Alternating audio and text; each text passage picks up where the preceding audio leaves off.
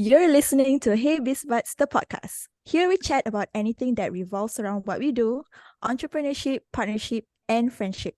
I'm Elinor, your host for the day, and we'll be discussing on topic of having confidence in business. So as an entrepreneur ourselves, self-confidence is one of our many hurdles to get by each day. Sometimes we don't talk about it because, it can actually jeopardize your confidence even further, right?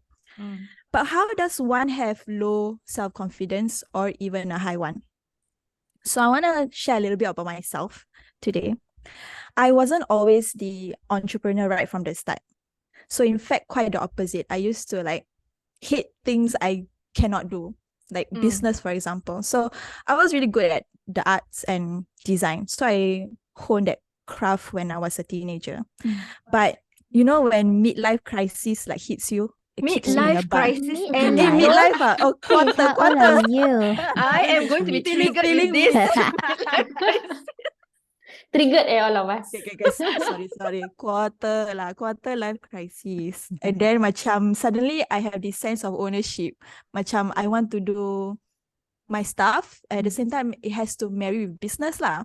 So macam suddenly me business, and then I don't have business background. My family didn't come from having business, and I didn't have role models back then. So macam it really hits me lah. So yeah, that's when macam I started with below zero confidence when I started business, and when I chose to start doing this I told my family, my close ones, and then some of them say why? I thought you love your old job, that kind of thing, and then become macam it affects you. And then things like, oh, you just started your business, I'm sure your financial wealth is not very good right now. Macam those really got you, Yeah. And then I realized that we deal with low self-confidence so often because we let society tell us what to do, or they define us, and then we forget ourselves, and that's how we have to journey ourselves back to where we need to, and those are like overcoming confidence. So I now like to invite one of my manis friends. Formal. Luckily she say one of her manis friends. Yes, I thought about it. It's very lucky. To share her spotlight about having to go through this path of entrepreneurship. Let's welcome Manisha, everybody. Manis. This is my Manisha is the real manis lah, right? Yes, the rest the of original. us like Can the real money extra. stand up? The rest all masam. Say that again. Okay. Okay. Let's So, hear from Manisha. For our listeners, those who don't know you yet, can you tell us a little bit more about where you came from? Like who you are, Manisha? Who am I? Who are you? What a loaded question. I don't like this question because I always say that it's very difficult for me to answer this question. Where are you from? It's like the best answer I can give you is my mother's womb lah. It's like I'm from there. Because if you ask me where am I born, it's Singapore. Where am I a citizen of? It's Malaysia. Where was I raised? It's Brunei. Busy. And by ethnicity, I'm Indian. So I'm like, 我不知道. I really don't know. I answer you in Chinese lah. I also don't know. It's like it's like one of the most difficult questions for me to answer. So it depends on who's asking lah sometimes where I'm from. But I guess what you're asking me is my background lah. Huh? Yes. But I actually want to pull you out from your multitude of not ethnicity, your citizenship lah. Nationality. So your nationality is so interesting. I mean, sometimes I wish I was that. You cannot give one answer. The answer already 5 minutes long. It's like the best ice-breaking question anybody can ask me. Actually true. I don't like to answer, but you ask me, I have no choice but to give you long answer. But yeah, I mean, I guess listening to what you said just now about background and entrepreneurship, my story is very different from Eleanor's, I guess. Yes. I came from a freaking entire lineage hierarchy of business people. I don't even know what you call it. Ancestry. It's like my grandfather was a businessman, and then he became think he was an accountant towards his end of his years. And then like my dad, my uncles, like a lot of them are business people. So I was born into like a kedai, like a shop, Wow. retail Yeah. business. It is Born another into point you a need to put kedai. inside. Born into a kedai. Born into a kedai lah. Not in the hospital, in the I'm born in the kedai. hospital that I came into. Came to It's the like, shop. hello shop.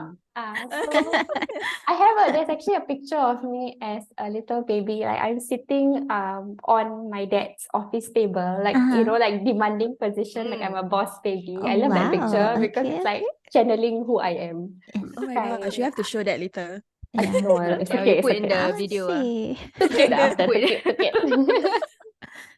So so that's my background, lor. Yes. Okay, so I think everyone here knows that you have a awesome father who runs multiple business over the years, and having you to witness all of that. Can you share that journey and how, from your eyes, how do you see that? When I was, as far as my memory goes back, my dad had tailoring business. Which was actually him pivoting from handicraft and like those souvenir business like gift items and stuff, because when he came to Brunei and when he opened his business at that time there was a lot of expats. So a lot of foreigners, Westerners who enjoyed bringing back Asian souvenirs and stuff like that back to wherever they are coming from lah. Eventually, because of the local content, the expats started leaving, and my dad was like, "Oh wait, the locals are not gonna buy this." So obviously it was like, "Oh no, what do I do?" But as far as I've known my dad, he's a very quick thinker. Like, okay, this is going down, let's do something else. Let's change. Let's find another way. And then he did tailoring, which was very something that the local market wanted. Like, baju kurung, tailoring, all Right. kain, cloth, fabric. Then that's as far as my memory goes. Before that, if he did anything else, I don't know. Or I don't remember. I never asked him also. Then after that, he went into curtains. Based on the same fabric line, went into carpets, curtains, home furnish, soft furnishing lah. No actual furniture, it's just soft finishing. And then we even had a mini mart. Oh wow. So cool. I always wondered how mini marts work. So I mean, It sounds fun It's though. all very consignment, Later, is Liana it? wants to open mini. Yeah, I really want to open a mini Yeah, mart. let's Shop lah. Mama shop lah guys. Mama that shop. will be our next milestone. Mama shop, mama Like shop. a bit bigger lah, a bit bigger.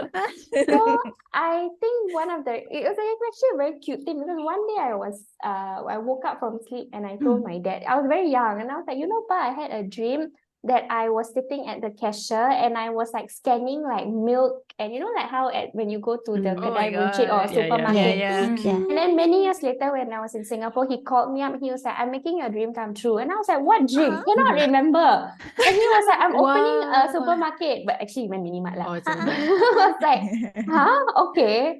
So we had like 3 units of like basically everything you can find from like gift items. He went back to his gift items, chocolates, so fun. so all of that. But that didn't last very long because my dad hates paperwork. And mini mart, you have to do a lot of inventory. So he was like, "Wow, I cannot deal with this. I want something that's easy, fast profit, not high volume based." So he closed it, or he sold it off after, I don't know, a few years lah. Yeah. In between that, he had bakeries, which he did. Wow. That was the one thing that didn't last long at all. It was like a month long, and he was like, "I cannot," because food business helps. Okay, it's different thing altogether. Yeah, it's a very different Yeah. thing. So he was like, "I cannot, whatever normal work I'm doing." And he still, during the mini mart, still ran his curtain business. So he was doing so many things, and then he was like, the bakery was taking up too much time. Like the whole day he would be there. So he's like, "I cannot do this. And it's not a high profit thing." So he's like, "Sell off lah, bye-bye." And then he had a barber shop. Oh my goodness. Oh, I feel like you grew up with a Renee. Tries everything, right? Manisha had her own version of supermarket sweep. You all know supermarket sweep, or is it I'm just that old? No, I don't know. Sweep. What Oh my god. Oh my god. I know supermarket, Today, but we know Renee's age. Oh my god. Manisha, you don't know Empire. supermarket supermarket sweep? I know lah. Okay, okay lah. What? It's What But is I that? cannot lah. It's a very Educate us. fun game. You should all watch it on YouTube because just Google Okay. YouTube supermarket okay. sweep. It's a The old one, game? Homework, guys, everybody. It's a everybody. reality It's show. like a It's like time game. Oh, yeah, it's a time game. Fun. Supermarket Yeah. sweep. Yeah. It does sound like Oh a my 90s, 80s kind of thing. Yeah. It it is. They're still showing it on It's still TV. showing, yeah. It's still they're showing still on TV. showing But, it. No, Yeah. but I Oh. think it's kind of like changed a little bit. Yeah, the old one was like fun. Yeah, you Yeah. just sit there. Last time I used to, like go to supermarket and me and my sister would be like, okay, let's do our supermarket. So then we time ourselves, go buy nonsense last time, but fun lah. Yeah. Okay. Wow. Trust okay. me, as much as I said I want to say that I had it, I couldn't because I'm like I cannot steal from my own shop. So, So Manisha, do you actually scan? Do you relive your dream? Fun, no, right? we Like, didn't scan. scan Yeah. because we never Oh. had a POS system. This is the thing about my dad, right? He was like, right. then It's manual manual. lah. manual. The whole see. day, that's all lah. Oh, So I not remember fun. that But- thing, right? Like press. Cash register. We still have But that. okay Oh lah, gosh. now got the automated one, so you can try can it out now at really, NTUC. you know, Yes. relive Yeah, why not the- relive the Wait. dream, Relive the Manisha? Self checkout. Yeah, self-checkout, Yeah. Now Yes. even this NTUC has self-checkout. Yeah. Say. So you can Right. try that. Oh, Wow. but I have a lot of fun. Then we go Brunei will have like Manisha Mini Mart. Ooh. Wow, Ah. MMM. Triple Oh guys, M. this has become a brainstorming session. For another business Yeah, venture. yeah. If you want to problem. open up Minimart, Let's yes. strike back, guys. Strike back. Come back. Maybe we should have Hey Biz No, Buds cannot Mini Mart. start Oh no, already. I thought we're No, moving no, already. no. Move forward, guys. Let's move forward. Eleanor, let's go. Okay. Yes, Manisha. So, Yes. how does all affect you? I mean, like I hear you talk about your father, and he's such a youthful, inspirational entrepreneur. Yeah. But how does that affect you as a child and growing up to be an entrepreneur yourself?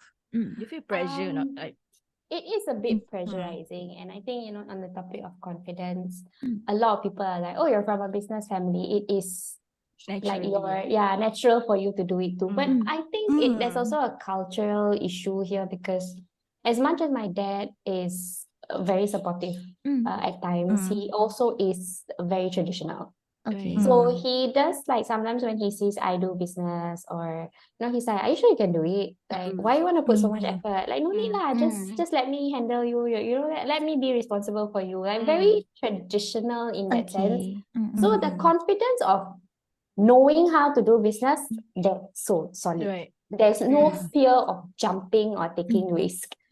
But there is confidence in the sense of I suppose appreciation, like if like validation, that kind of I don't have that confidence to go further. So Right. I always everything that I've done, and anybody who's worked with me on business will tell you this, I always achieve there. I never go all the way because it's always just that boost that doesn't come. There is confidence, but there's no boost in the confidence. okay. Yeah, maybe I need to drink the juice. Right, It should be an advertisement. Yeah, maybe. You're making me want to drink the juice also. Yeah. Okay, Boost, you heard us. Okay, William chocolate. Oh, But different like- topic altogether. Eh. Okay. Host coming back. Host coming back. So like you're saying that macam what your dad affects your confidence in a way that you cannot reach higher or like go further than where you are. Yeah, I wouldn't say cannot. I think it's just that like I'm already come to a point in my life where I'm just content. I'm like, okay, I've done it. Yeah. People ask me, what else do you want in life? I'm like, I'm already a writer. I already run my own business. I already have side hustles. Apalagi, I even got married, which was not even in my plan. Yeah. I'm like, Yeah. okay. I know. So it's more of I guess that fine line between I'm content, like I'm confident, but I'm not like I cannot jump more than this. I'm already at my height. I suppose it's the moral support that sometimes I feel is lacking. Sometimes it's not like physically, sometimes I'm doing work, my mom, my dad, my husband, they're like, it's okay, you do your work, we'll do, we'll handle things. But there's no moral support I won't say no lah, but it's limited in the sense where I'm like, oh, I did this today. They're like, okay. Right. So sometimes I don't know if they're saying okay because they know I could do it. So they're like, what's the big deal? Of course you Right, can do Okay, it. okay, Right? yeah, It's just that some people don't know how to, like, oh, tap on the back, well done, Yes. Correct. Yeah. But I think like that's a typical like Asian parent. Yeah. Suddenly they're like, okay. Yeah. But actually in their heart, maybe they're like Yeah, super they are proud of you. Yeah, just they Manisha, are you did- very selfish with the appreciation part. yeah, Compliments. yeah. Manisha, you did mention about like boost confidence, right?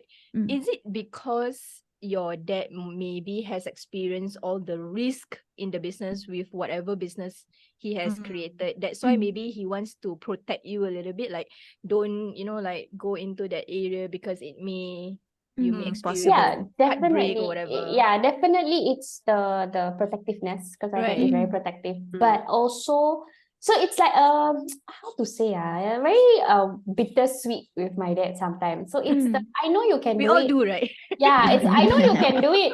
But do you what for you want to do it? Money lah, it's okay lah, like why? I want to do it. Stop telling me I cannot or I should not do it, Yeah. So it's now I've come to a point where I'm like, I do it first. Then I'm like, yeah, do this.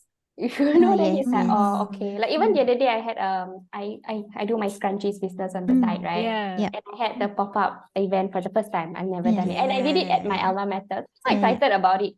Then he was like, can me? You can make then I'm like, can you don't negative? Yeah. Oh my god, I know that Then when feeling. I finally came home and I called him and he was like, oh, so how much money did you make? And I was like, I made Oh my much more gosh. than I expected. And he was like, ha, Well ha, done, ha, okay Manis. lah. I'm like, kurang ajar, why you laughing?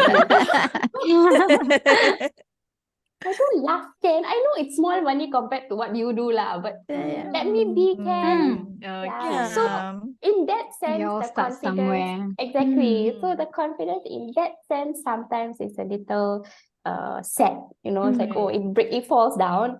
But in terms of like you guys said, learning about business, reflecting from what my father's experience or my family's experiences, ups and downs, I'm confident that even if there's downs, it's okay. It's just part and parcel, it will come back up. So yeah, I guess that's the lessons from confidence from the business side lah. But there's also a personal side. Correct, Yeah, correct, it's yeah. what you perceive confidence is as well. Yeah. Macam like just now you address like how you are contented, but for somebody else who sees you like, hey, you're not doing enough.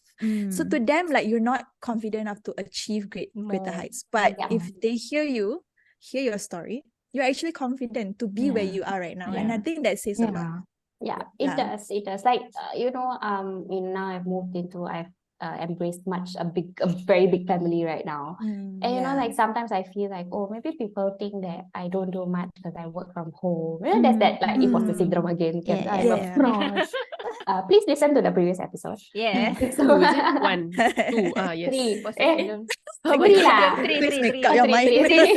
Episode 3, guys. Episode 3. Yes. And then it's like, oh, what will people say? But I think again, because I'm so contented, I'm like, yeah, that's what I do. It's what I do, Yep. I'm okay with me being this person. I'm okay with I was sharing with someone recently that I don't succumb to peer pressure. And this is something that I've never done since I was a child. There is that insecurity sometimes, but it's like, why do I need to follow your way? And that's one of the reasons why my family finally has like, just do whatever you want lah. No point in me telling you to do because there's no point. You're not gonna listen. That kind of comment, like just do what you want. like it lets you like do something, It's something to the heart. Yeah. So there's that confidence because I learned from my dad from the things that he's done, like he's pivoted and if he has failed, he's climbed back up, and he's like, whatever lah, I don't care about what the world thinks. I don't think this is working, I'm going to change it. I think this is working, I'm going to keep doing it.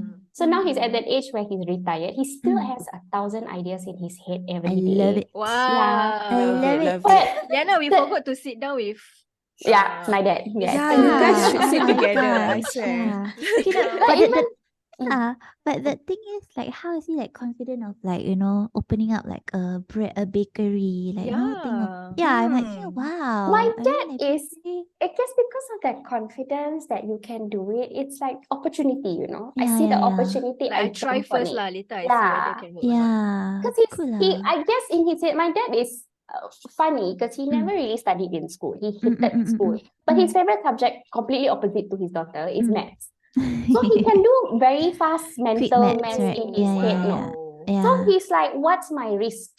How much do I have to put in? How much profit am I going to make? Okay, That's if all. I don't make this, what's the loss? How quick do I need to get out? He Yeah. doesn't vocalize it, but I see it from the Yeah. way he does things, like even when I say I'm selling scrunchies, he's like, so how much is this? How much profit you gonna, like, very fast, his brain. And I'm like, I don't know, 10 cents.